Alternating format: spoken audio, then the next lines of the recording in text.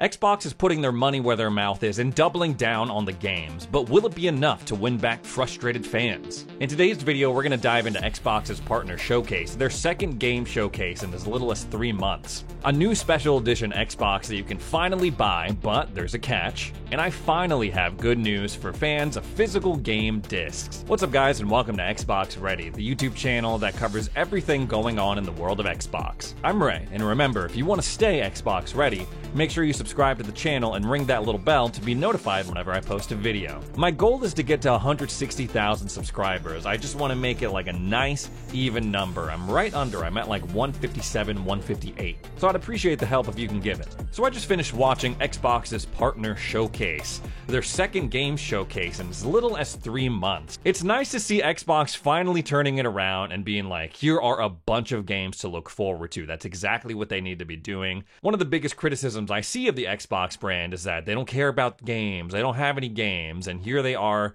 actively showing us what games we have to look forward to in 2024 between this and Developer Direct. But no matter how well Xbox does at setting the expectations for each individual show that they do, it doesn't stop people from... I don't know. It doesn't stop people from just swinging for the fences, being super disappointed. Even though Xbox before the show was like, this is a third-party showcase. This is a partner showcase. We're going to show third-party games.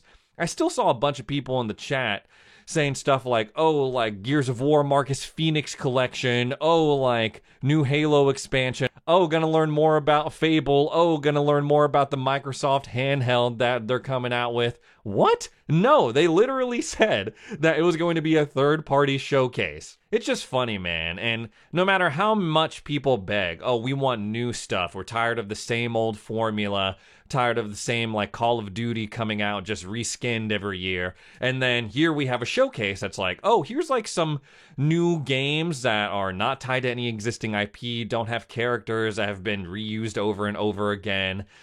Have some stuff that we're trying out, like this game that's, you know, you play with like a bunch of variants of yourself as you go and explore this world in this giant wheel, and people are like, no, boring, boo, this sucks, give us Hollow Knight Silksong. That's a whole other thing, right?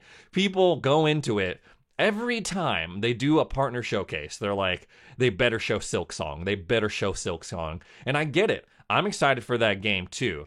But if they don't show Silksong, oh my gosh, automatically the show is an L. As far as my personal opinions about the actual games in the show and not the reaction to the show, there wasn't anything shown off that I thought was like, oh my gosh, I gotta get that game right now. But I think there are a few titles that show a little bit of promise. The Altars, that was a game I was just referencing with the different variants and the giant wheel as you're going around this planet. Path of the Goddess is another one of them. There's a lot of elements in that game that individually I find fun. In other games, it's like part base defense, part action adventure, part like escort mission, I guess. And of course, I always love to see Persona stuff. Persona 3, they previewed the expansion pass and the new episode that's going to be dropping on September. But, oh man, I haven't even started P3 Reload on Xbox. Like, this showcase made me realize, like, damn. There are a lot of games in the world, man. There's just so many, and I haven't even gotten to playing P3 or Tales of Arise. I really want to play those. There's a bunch of other stuff, Resident Evil 3 that I still have to make my way through. I still have to beat Persona 5 that came to Game Pass like forever ago. I don't know how some people do it, man. Play like every game to completion. That's crazy. I was just overwhelmed with like I'm not going to be able to play all the games from this showcase or even the summer showcase. And I don't know, man. It was overwhelming. I don't know why it hit me. The presence of anything Persona in this partner showcase is pretty cool to see as an Xbox fan. It shows that Xbox is making good on their promise to bring Japanese published games to the Xbox platform. No longer would they skip over the Xbox platform. Like, it's crazy to see games like Persona and games from Square Enix. They made an appearance at this partner showcase as well, and that is just wild. That's something that I would never have imagined would have happened at the beginning of this generation. Square actively being featured in an Xbox showcase. And yes, while Final Fantasy XIV, it's pretty old at this point, and I don't know if I have the energy and time to get back into another MMO, it signals an important turning point in Xbox and Square's relationship. There was a lot of JRPG-style games in this showcase. If it wasn't obvious before, the inclusion of titles like that signals Xbox's overall strategy right now, and that is to cast a wide net to appeal to a wide variety of gamers and attract them to their platform. In some ways, I think that's a smart move, but in other ways, it could be seen as a gamble. They're trying to appeal to as many people as possible, and sometimes when companies do that, they kind of lose their identity. Xbox, in both their first-party and third-party stuff, you're seeing a ton of variety. RPGs, racing games, strategy games, shooters. Hopefully it pays off, and we're not sitting here thinking, man, what would have happened if Xbox would have doubled down on what made them famous in the first place, i.e. shooters and traditional RPGs like Fable. Their recent plans to bring their games to multiple platforms could be affecting that as well. They're like, okay, well, we want to bring a wide variety of games to all sorts of platforms, not just like shooters and RPGs. Overall, I thought the show was okay to pretty good. Nothing really like blew my mind, but it didn't offend me like so many other people seem to have been. Overall, I think we just need to give more games a chance, and people seem unwilling to do that in this modern age of gaming. For example, when I first saw the trailer for Helldivers 2 at that State of Play or wherever they showed it, maybe it was Summer Games Fest last year, I saw the trailer and I was like, that seems okay. Like, that seems fine. It seems like a fine shooter. I don't know, like nothing really was sticking out to me about it. But now that it's out, it's become this global phenomenon, and I love it. That scenario can certainly happen again with any of the games that were shown off today. I see the trailer, I'm like, that's like, okay, it's not really sticking out to me, but then I end up playing it, and I love it. But you gotta give it a chance. But then again, if you see a trailer and you're like, I'm out on this does not seem like my kind of game, you're not obligated to give it a try, because time is limited, guys. Time is money. And especially if you're an adult gamer like myself, you got work, you got family, you only have a small amount of time to try out games or play games at all. So might as well go for the ones that grab you off the jump.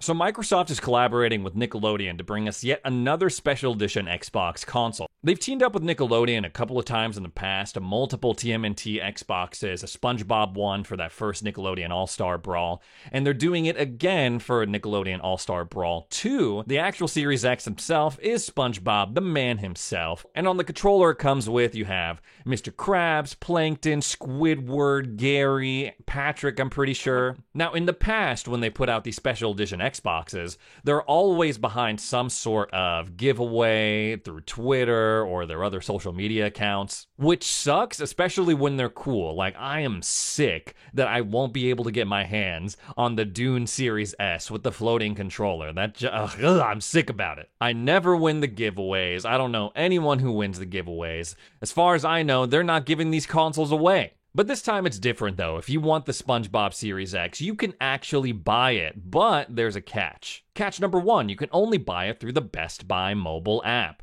Catch number 2, it's only available in the United States, so sorry to my international fam out there. They're going to start taking orders on Thursday at 11 a.m. and supplies are super limited, so I assume it's going to sell out super quickly. And oh yeah, one more thing, it is priced at $699. Yes, you heard that right. $700 for a regular Series X that just happens to have a SpongeBob sticker slapped onto it. The audacity is crazy, man. $700 for, again, a regular ass Series X. It's not even like these other special edition Xboxes that they put out. I can maybe understand for like the Dune Xbox that comes with an ornithopter, or like the TMNT one that they put out that literally came with like the freaking like Ninja Turtle mobile that you put the Xbox in. I could see a little bit of an upcharge for that, but $200 for this is wild. I don't want to be dramatic, but this feels targeted. I have gotten onto this channel so many times and begged and pleaded, please Xbox, just give us like a special edition console that we can actually buy. Don't lock it behind this giveaway. And it feels like Xbox heard me and was like, all right, Ray, we're going to make this special edition Xbox and we'll have it on sale, but it's going to be $200 extra.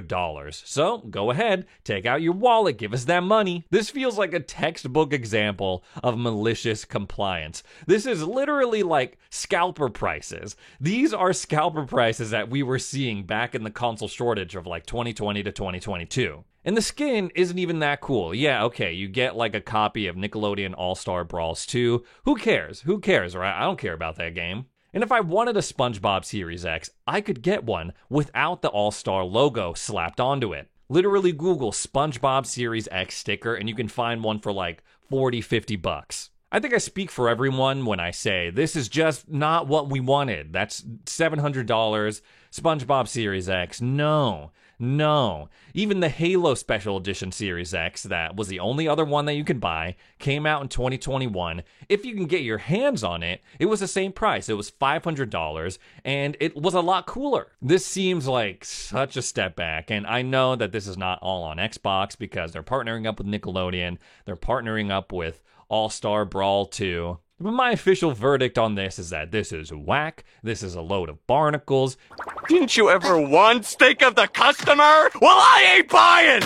Enough ranting about this SpongeBob Series X, though. I finally have some good news for those of y'all who watch the channel and are big fans of physical game discs and physical media in general. It's been confirmed that the physical edition of Baldur's Gate 3 for Xbox is going to come on 4 discs. That's a lot of discs, but it does bring me back to a simpler time, specifically Final Fantasy VII when I was playing that on PlayStation 1, and you had to put in multiple discs to get to other parts of the game once you finished up with the previous disc. On top of that, we've been hearing a lot about Xbox potentially leaving physical media behind, closing down their physical game release division. We're hearing more and more about retailers dropping Xbox discs from their storefronts. And here comes this massively popular game saying like, well, no, we're going to give you more discs. We're going to give you a total of 4. Apparently, the original plan for this was to put this game on 3 discs, but that would have exceeded the storage limit by about 500 megabits. So the choices became either cut content for the game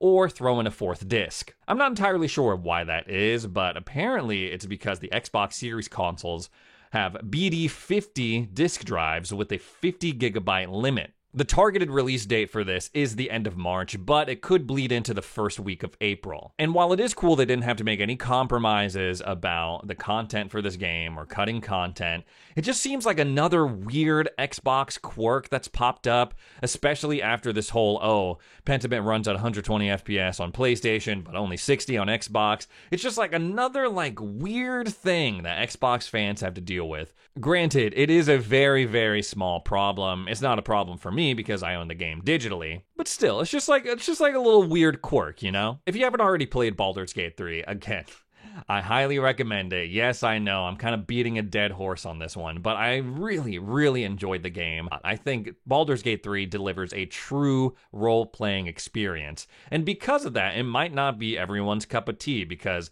it's a lot of talking, it's a lot of dialogue, the combat is turn-based, it's a little bit slow. But if you want to be rewarded for actually putting thought into your character's backstory and class and want to see how those choices you made at character creation affect the game, then this is the game for you.